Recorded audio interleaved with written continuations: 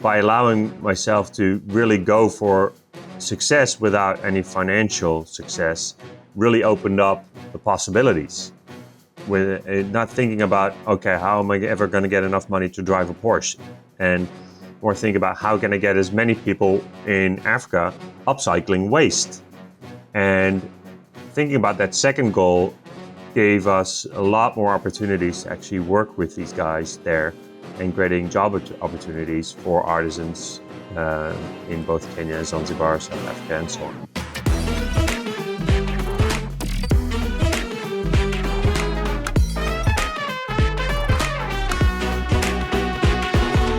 Hallo und herzlich willkommen zu Dare to Create, deinem Podcast für mehr Mut und Kreativität.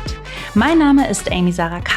Ich bin die Gründerin von Artnight und meine Mission ist es, so viele Menschen wie möglich zu ermutigen, in ihre kreative Schaffenskraft zu kommen, um ein außergewöhnliches Leben zu führen, ohne Wenn und Aber. No excuses. Ich bin der festen Überzeugung, dass in jedem Menschen, auch in dir, unglaublich viel Kreativität, Schaffenskraft und Ideenreichtum stecken. Wir brauchen hin und wieder nur einen kleinen Schubs, etwas Inspiration, um diese tatsächlich umzusetzen. Aber everything is possible. Also, los geht's. Lass dich inspirieren von meinem heutigen Gast Nic. Er ist Gründer von Nic&Mic, ein niederländisches Unternehmen, welches Recyclingkunst aus zum Beispiel Meeresmüll oder Altkleidern verkauft. Zum Beispiel aus getragenen Flipflops, die weggeworfen werden und sich später zum Beispiel in Massen an der Küste Kenias anhäufen. Aus diesen Flipflops gestalten KünstlerInnen kunterbunte, dekorative Skulpturen. Gemeinsam mit seinen Partnern in Afrika und seiner Frau geht Nicholas der Mission nach, die Welt von Müll zu befreien, auf eine ganz besonders kreative Art und Weise. Den Erlös der Verkäufe gibt Nic&Mic übrigens an die Organisation Ocean Soul zurück oder eben auch an die anderen Organisationen, mit denen er zusammenarbeitet, die sich allesamt für den Erhalt des Ökosystems einsetzen.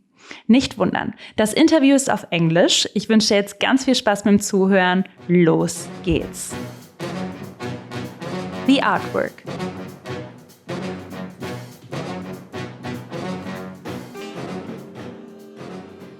I'm totally not done yet, but... Can you hold it into the camera? I'm coming a little bit closer. Really interesting. So what I'm seeing is Edward with a scissor hands. You know that one? Yeah. In a little bit different form. What did you actually see and what did you draw? A tree. And why did you draw a tree? I don't know. That's something I did as a kid. I always draw a tree. Whenever I have to draw something, I always begin with a tree. And Why so the first that? thing is, I don't know. It's one of those things that you learn a little trick during art class, how to draw a tree by just combining all kinds of lines. And then that started off as a little neat trick, how you could draw trees and elaborate on the tree. And then you can always add little things. So you can add some extra leaves or some fruit or a squirrel. And then later on, you can add a street and a tram car or a lamppost or whatever, a sidewalk. So I love to center the tree in a picture. If I don't draw that much anymore, but when I do, it's always centered around a tree, and then I elaborate on that. And the more time I have, I can just keep on adding things, and it always ends up like some kind of busy street with stuff happening. More a child's drawing, actually, than anything else. Yeah, that's pretty cool. The interview. Do you consider yourself as a creative person? Yeah, I think so. Not per se in the typical sense of word that I make art myself in pictures or sculptures or stuff like that, but I do consider myself being creative, yeah. And what does creativity mean to you? Creativity for me is finding solutions to problems that aren't obvious, and also maybe daring to tackle to take on problems that aren't problems that, how did you say this? Problems that other people might avoid, taking those on and solving them and do something with them. And are there some similarities with what you actually did with Ocean Soul? Like there were also some problems and you created new ways out of it. And Ocean Soul is not the only project. So maybe you can dive a little bit deeper into that. Sure. What I find is that the problems that always occur with the projects we work with, so that's Ocean Soul or Ashanti Design or Chaco or Africa Collect Textiles, it doesn't really matter. The most common problem all of them have is that there's the infrastructure in Africa isn't that great. Cost efficiency is something. So it's always kind of hard to set up a product or make art or make something that's sellable to people in Europe in a way that they can make some money in Africa and people still buy it here without it becoming too expensive. And taking on those projects and finding solutions to get them on the market here. Takes some entrepreneurship, and that's something that we do. And it also, in the beginning, the first thing we said when we started this, I said, okay, if I make 500 euros a month, I'm happy. That was my first initial goal, and by allowing myself to really go for success without any financial success, really opened up the possibilities. With not thinking about, okay, how am I ever going to get enough money to drive a Porsche, and more think about how can I get as many people in Africa upcycling waste. And thinking about that second goal gave us a lot more opportunities to actually work with these guys there and creating job opportunities for artisans in both Kenya, Zanzibar, South Africa, and so on. Long, difficult answer. There comes like a quote into my mind that fits actually super well. So it's not about the success. It's about how you can serve. And when you said, like, you initially started it actually as a hobby. So supporting the projects and actually building it up, doing upcycling in Africa and creating art out of it. And once you did let go the thought of, I want to make money with it and I want to like buy a Porsche, then it actually kept going. Did I understand that correctly? Correctly. Yeah, absolutely. It's all about the journey and not about the goal, I would say. That's something that always comes back in so many philosophies. And that's so much more that just really all we do is about the journey, getting stuff done and making sure it happens. And the end goal is never to, of course. And how did you, so let's go back to the first days of Nic&Mic. So how did you actually know where to start? And did you know back then that this is your life mission and that this will be something that you will be doing for the next couple of years, decades? Yeah, well, I was always interested in trying to find a solution to, in one hand, make a living, but also contribute to the world. So whenever the first thing that came into my mind, whenever I make a transaction between a customer and myself, normally there's only two parties that benefit. That's myself and the customer. But in our philosophy, I think there should always be a third party benefiting from a transaction, and that should either be nature or society.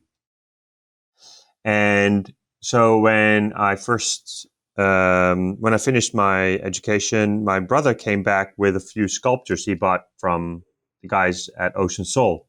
And they were really small, so they only had a couple of people making these really small sculptures for tourists.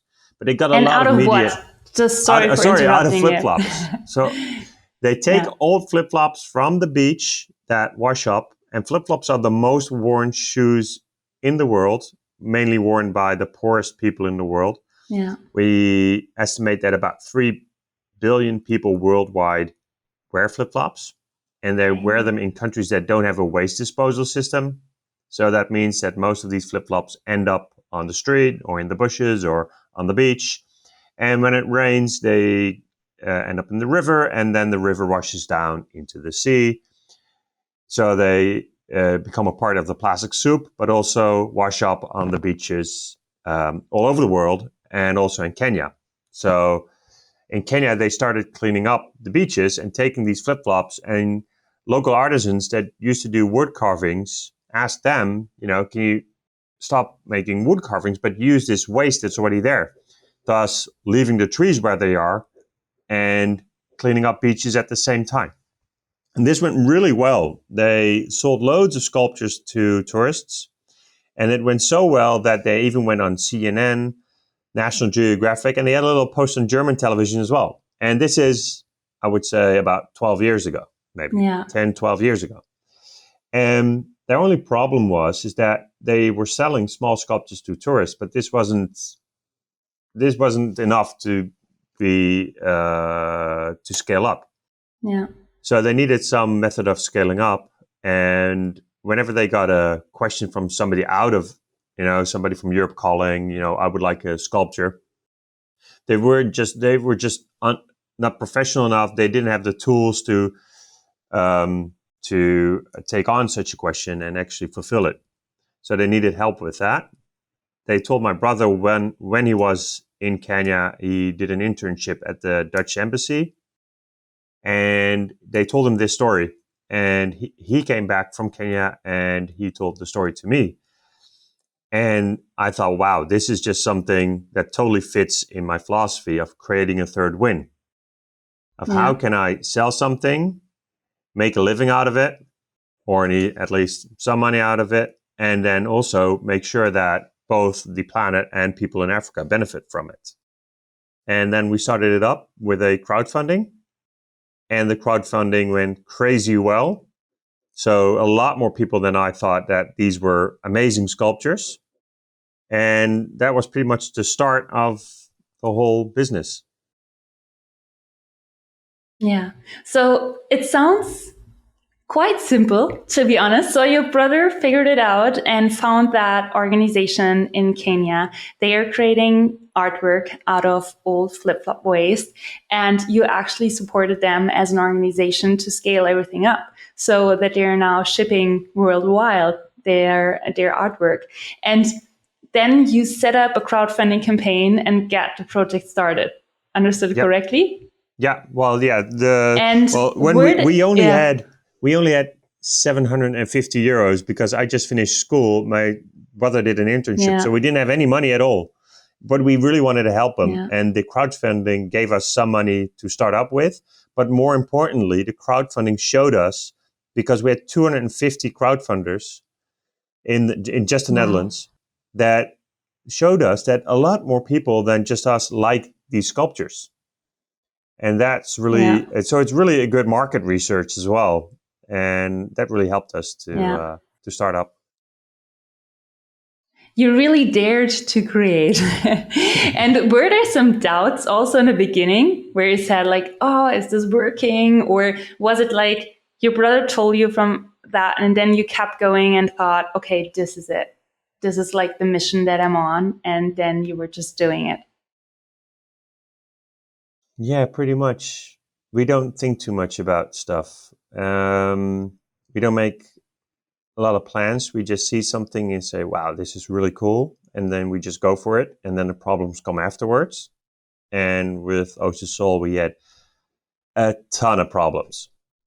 Sculptures with, we had elephants, which had their eyes askew, which with one eye about 3 or 4 centimeters above the other one. So it looked like it ran into a wall, and then when we told the guys in Kenya, I said, well, we had these great elephants and all of a sudden now there's one that looked like it ran into a wall. Whoa, what happened? And then the first reply often was, well, this happened during transport.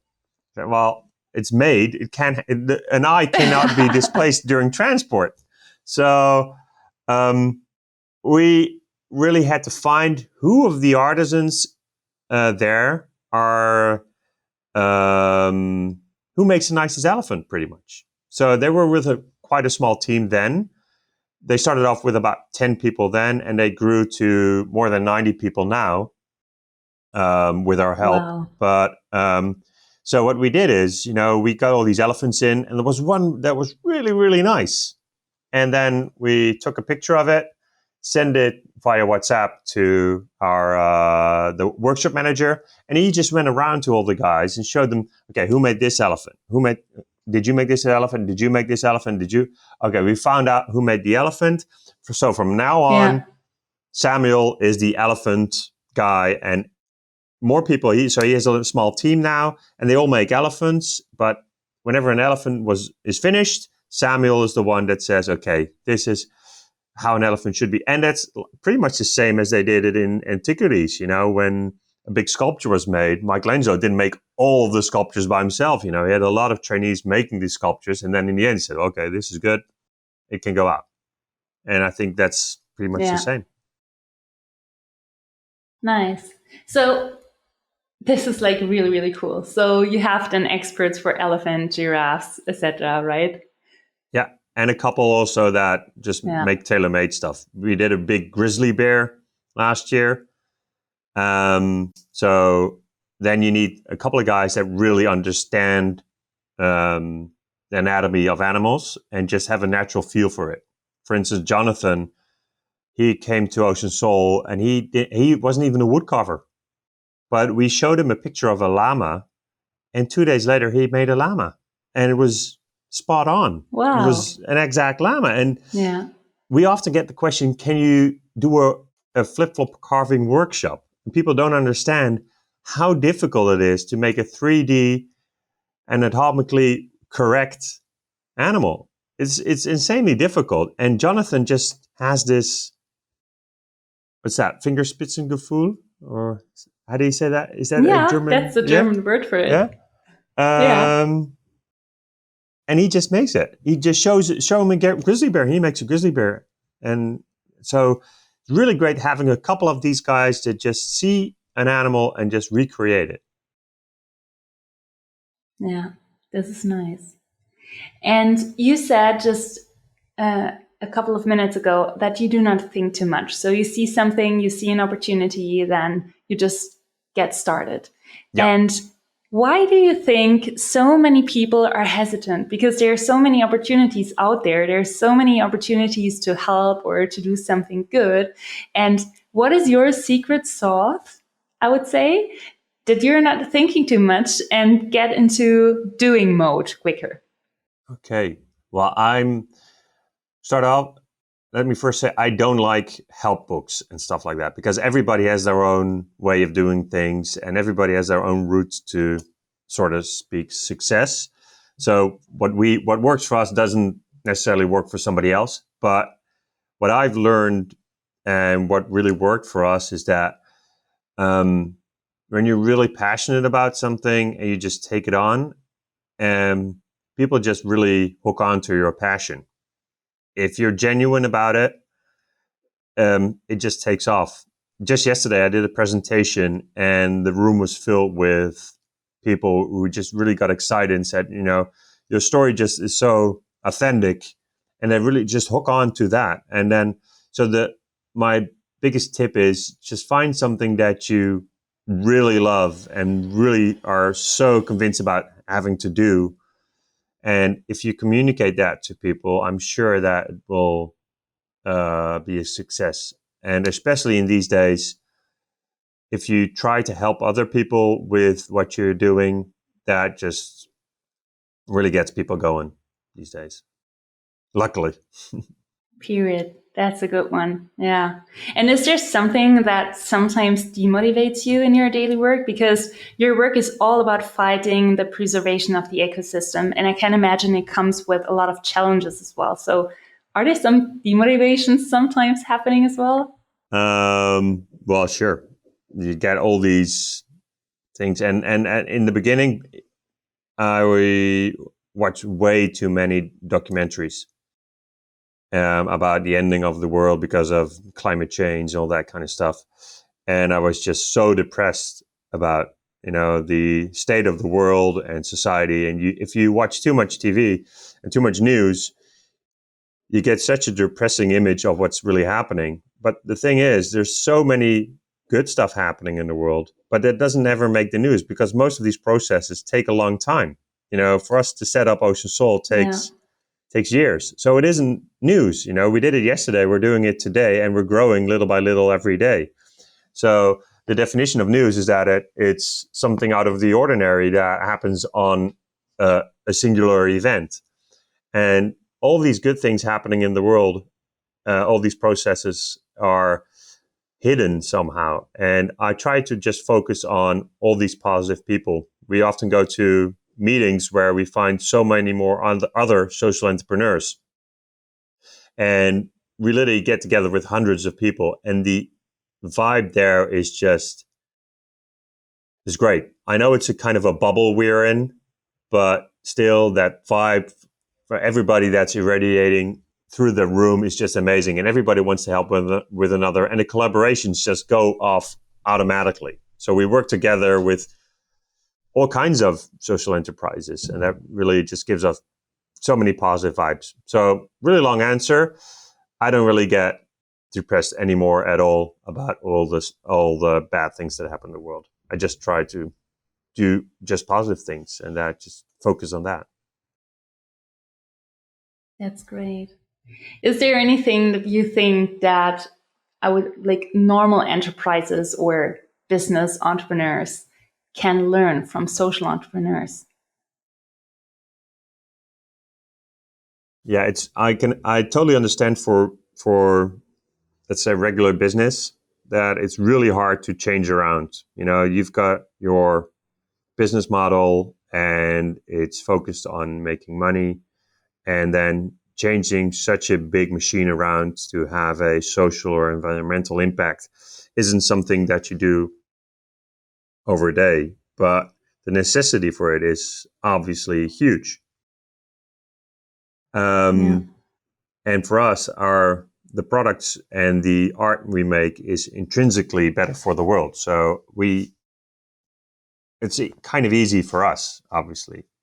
And when you're selling cars, obviously it's difficult to change around and make cars that have a positive impact on the world. So do I have a tip? Wow.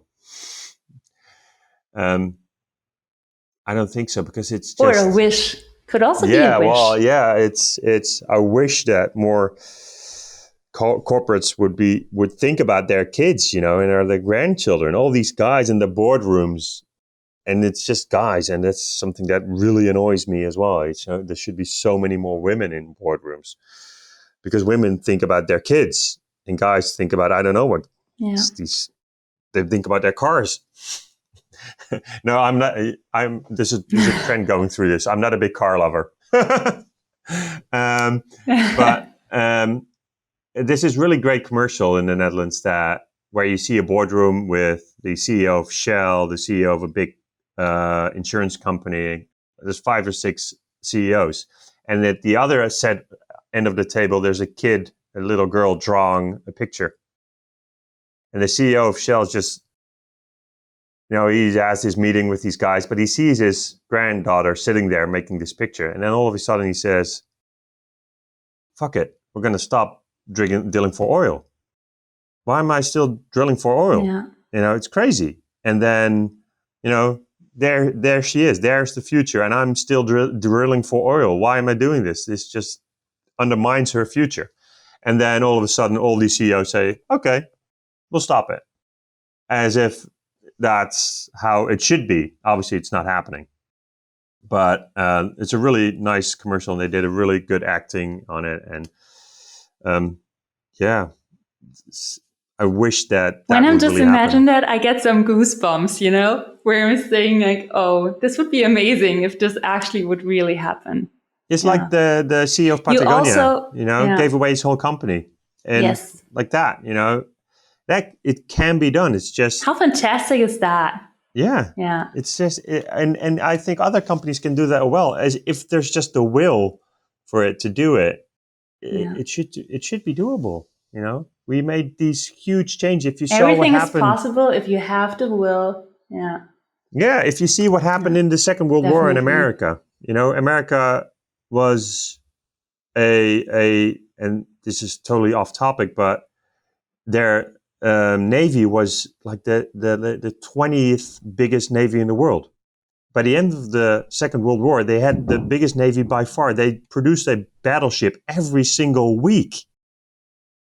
How can a country that has the smallest navy ever transform within a couple of years to being the biggest navy in the world and produce a battleship, which is a huge, complex thing, every single week? Yeah. This means that if this can be done in 60 years ago, we must be able to do much more now if there was just the will.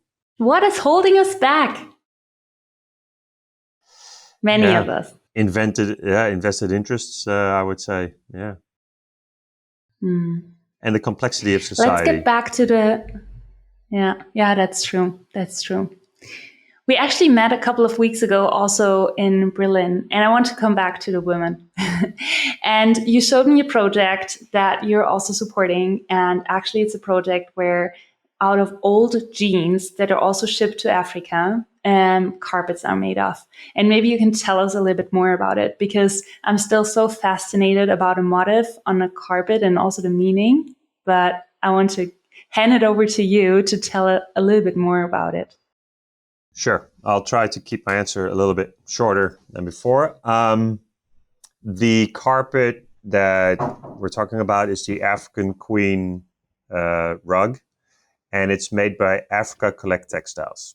Africa Collect Textiles is trying to put a stop to the huge import of textile wastes from the Northern Hemisphere, mainly from the Netherlands, Germany, the States, Canada.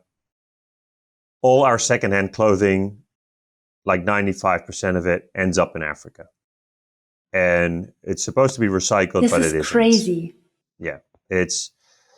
I just saw this morning. I saw a video that says that 1% of our clothing is made from recycled materials, and 99% of that is made from industrial waste. So nearly no clothing is recycled. Less than 0.1% of the clothing is made from old clothing. So the clothing industry is anything but circular. Well, Africa Collect Textiles is their main goal is to make a circular textile industry in Kenya. There's cotton Kenya, and there used to be a really active clothing industry. But now the cotton gets shipped to Asia, and then they make threads there, and then the clothing somewhere else, and then the clothing goes to us. And then when the clothing is worn for 2, 3, 4 times, it ends up as waste in Africa. Well, let's just make clothing in Africa from cotton that's in Africa and worn in Africa, and just keep it all in one place. That's their goal. That's their mission. Well, in the meanwhile, there's still... So we're actually shipping... Yeah. So we are actually shipping our waste to Africa. Yeah, in huge quantities. And it's called secondhand clothing. In huge quantities.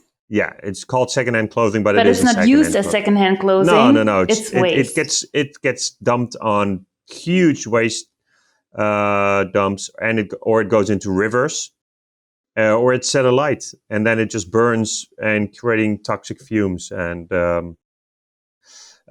it used to be sold to, and they still sell it to these secondhand clothing resellers.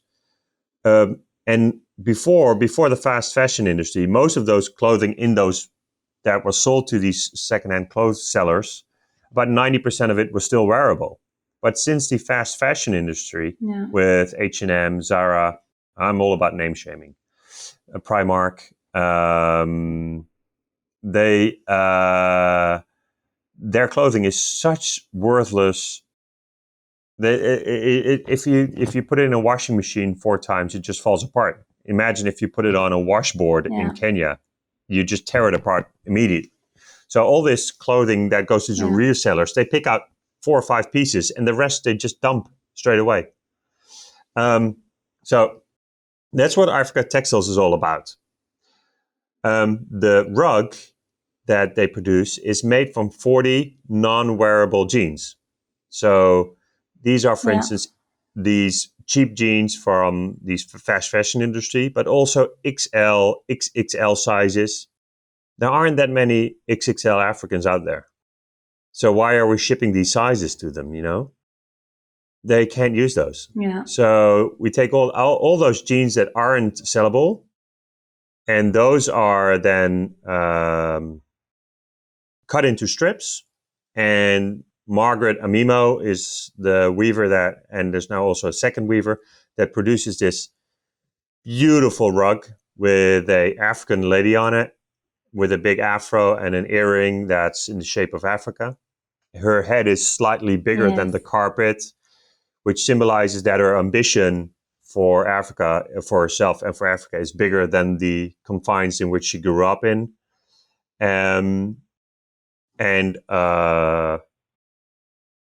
Margaret, who makes this carpet, before she worked at Africa Textiles, she worked as a housekeeper. And she couldn't make enough money to keep her kids with her. Her kids used to live with her sister on the countryside, and she saw them a couple times a year. While making this carpet now, she makes enough money for her kids to live with her, close to the workshop, and all 4 of her kids can go to school. So you can imagine, every time I sell one of these carpets, I'm just over the moon. And I know I'm not ever going to be rich from making these carpets, because she only can make one a week, and we make about 200 euros per carpet. So, you know, with all the expenses we have, it's never going to make enough money for a Porsche. There we go again. But the amount of pleasure we get from selling one of these carpets, and the amount of pleasure we see from a customer of ours placing that carpet in their home, and really loving the story behind it, and loving the maker, Margaret, through their purchase, is such an awesome feeling. That's way more worth than anything else. Yeah. So everybody who's listening, buy a rug with a great African lady made by Margaret. No, it looks so amazing. And for me, the story behind it, it's not just a rug or a carpet. It's so much more. And as you told me the story also about the woman empowerment movement going on, and like what she is having in her head, building the carpet, and that the head is like a little bit bigger than the carpet is. I think this is just so amazing and so inspiring. And there are so many projects out there that everybody of us could support, and we should definitely do so as well. Yeah. Yeah. What inspires you also in your daily work? Like, where do you get your inspiration from? Like, I'm totally inspired now, maybe also from the people you're working with, but is there something that really truly inspires you? All my fellow social entrepreneurs, I would have to say. You see so many social entrepreneurs taking on issues and going head on with them. And whenever I hear their stories, I go like, wow, I'm just doing way too little. I need to do a lot more, step up my game and do more, and see how I can be more efficient, and have a bigger impact. It's all, you know, you've got about 80,000 hours of work in your life. That's it. That's how many hours. And you get to choose how you spend those 80,000 hours.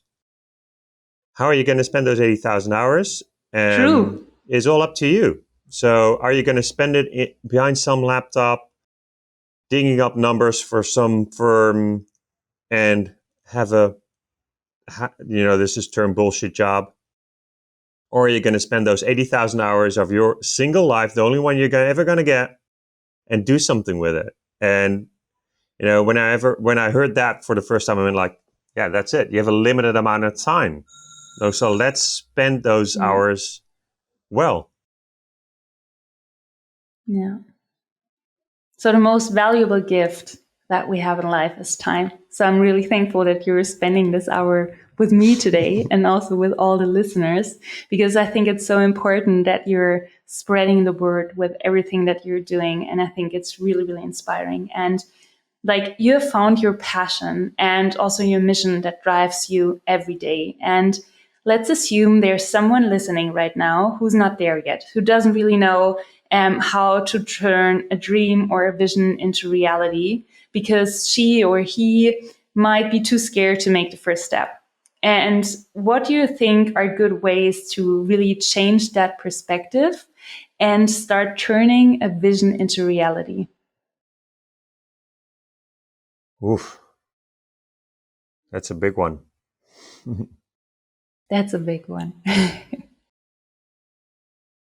Yeah, it's so hard to. I always tend to try not advise people too much, because That's everybody really has their own sympathetic. story, you know. Yeah. And as I said before, what worked for me really works for me. And I had this opportunity, and I took it on at exactly the right time. And it's all about timing, At one moment in your life, you um, find this thing, and you have a good feeling about it, and all the things just fit in nicely, and then just go for it. That's the advice I could give. But Do you listen often to your intuition? So are you yeah, really a just person who about can that's feel and all I listen to do. your intuition? That's all I do. I'm Yeah. I'm the worst a decision maker if it comes to actual basing my decisions on typical things that somebody might do, on revenue streams and all that kind of stuff. I just see something that I love, and then we say, let's do it. For instance, we have these beautiful bean bags made from textile waste, and um, and we just love them. So we said, yeah, we're gonna introduce these bean bags to everybody, but they're huge, and shipping a bean bag is terrible because no shipping company wants to ship your bean bag. And so it's really expensive. Yeah. It takes a lot of labor getting to fit it into boxes and all that kind of stuff. But so if I thought about all that stuff, I would never have done it, because it's just a business wise, it just isn't really smart to do. And I think a lot of people get held back by that. But if you take it on and just love it really, and you do it, and we see that just so many people love the beanbags too. So and we help a lot of people with them. So it just works out in the end. Yeah.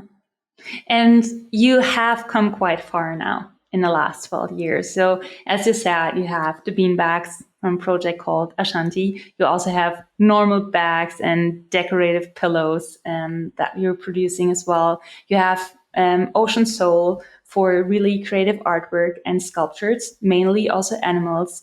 You have the denim rugs. You also have glassware that you're supporting. Did I miss something? That's it. Yeah. Yeah. And These we're are looking like the for main more projects, ventures. right? That's So it's, yeah. whenever we, And how do you find them? yeah, they just come across our path pretty much. It's always something else. It's never the same route that you can walk. It's not like there's a big list of African ventures upcycling stuff into beautiful stuff, and you just like a little list you can call. But you just whenever we're there, we meet people. What we also do is call embassies. Call the Dutch embassy in Tanzania and say, you've got all these people walking around in the embassy. They also have a private life. They go out into the cities, into the countryside. They see stuff. They see stuff happening. And Yeah. I'm sure that loads of them go like, wow, this is great. Somebody should really help these guys grow, or help these guys out finding whatever they need. So we call the embassy and say, okay, there's just let them know, let everybody there know that we're here. That if somebody sees that and they see this project that really needs help, they can call us and we can figure out if we can help them. And that's one of the lines we use to find new ventures. And yeah, but we also just come across and them is there when any we're there. opportunity? Yeah. Is there any opportunity that people who are also listening right now can support you? Well, spreading the word mainly is with whatever. Look us up and go to our website.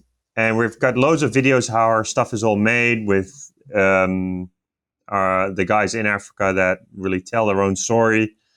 Look at those videos, share those videos.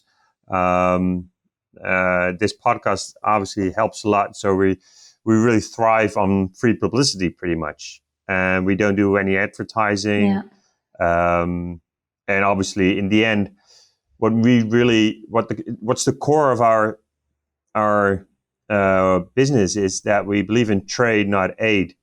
We are not an NGO. We make money with what we do. I do this now with my wife. We make enough money to live off. And we've got over 100 people in Africa that can support their families. And by making desirable products and artworks. And so instead of always keep on giving to an NGO, you can also support people there by enabling them to support themselves. So them making and they're proud, they're proud of what they make. Yeah. And that's essential. They shouldn't be standing in line for 3 bags of rice. They should make something out of waste that's beautiful, sell it, and be proud about it. And doing that is just also makes me proud, but that also creates sustainability for the future for them. They know that they can make desirable products that they can sell and make enough money to live off. Yeah, I think this is a really, really important point. And I'm super proud also of you and your wife and that you keep going and doing all of that. The test of courage. And I have one last question. Is there something that you really want to dare within the next 12 months that potentially has to push you out of your comfort zone? Is there something that you really want to dare?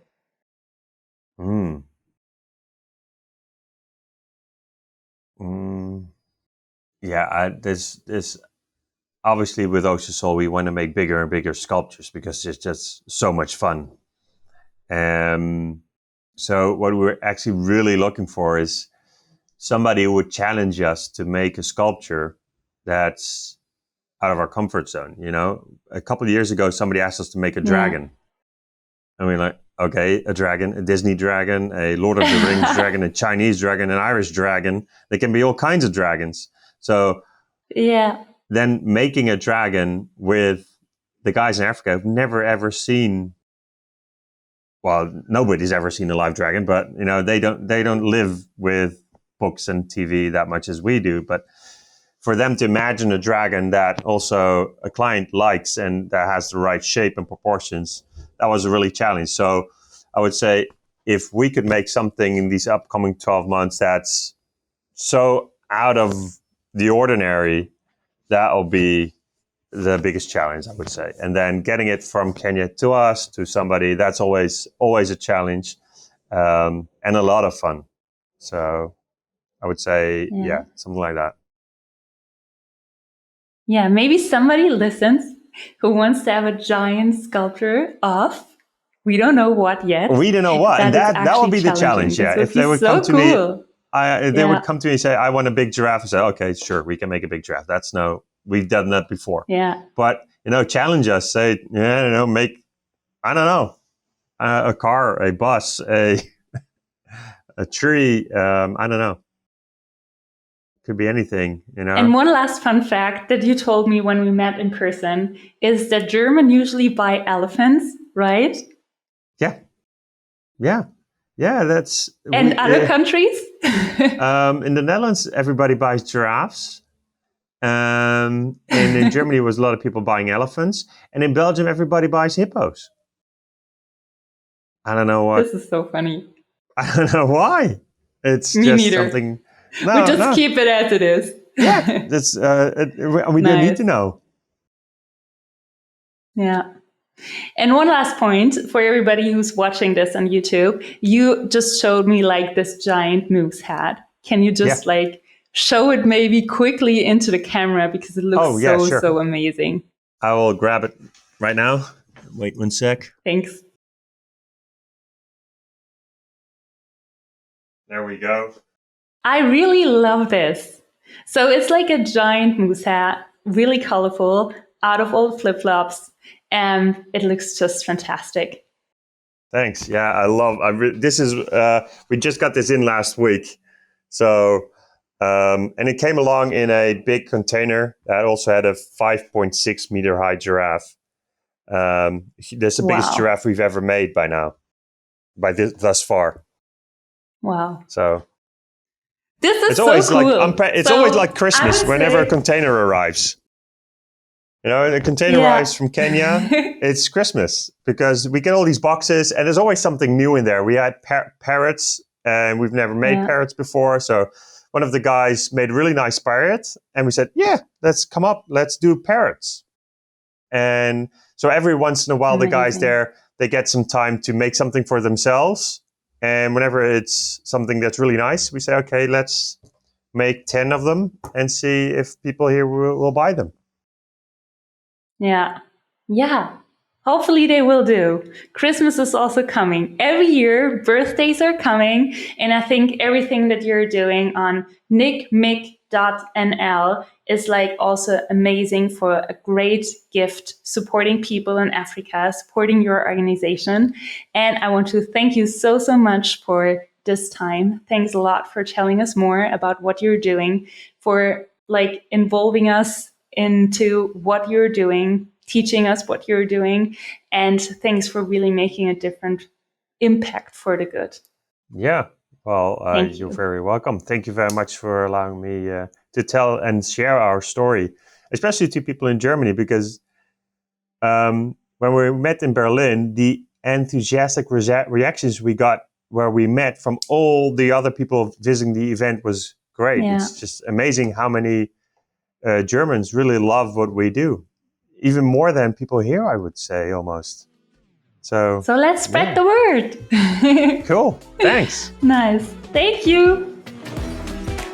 Vielen lieben Dank fürs Zuhören und deine Zeit. Nic ist ein Social Entrepreneur durch und durch. Und ich finde es unglaublich schön, dass er ohne auch nur kurz zu zweifeln seine 80.000 Stunden Arbeit etwas Gutem widmet. Und zwar nicht, um sich ein Porsche kaufen zu können, wie er gesagt hat, sondern um Menschen in Afrika durch die Unterstützung von Upcycling-Projekten sich selbst zu helfen.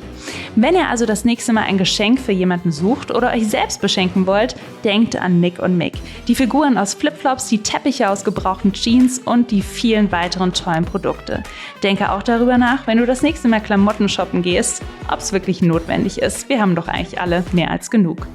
Ich würde mich riesig freuen, wenn du dir jetzt kurz die Zeit nimmst, bei Instagram, TikTok oder LinkedIn vorbeizuschauen unter Aimie-Sarah und deine Gedanken zur Folge dalässt, kommentierst und mir folgst. Den Link zu Nics Kunstwerk findest du wie immer im jeweiligen Post zum Podcast auf den genannten Social-Media-Plattformen sowie alle Informationen zu Nic&Mic. Sei mutig, wild und kreativ, dare to create, deine Aimie.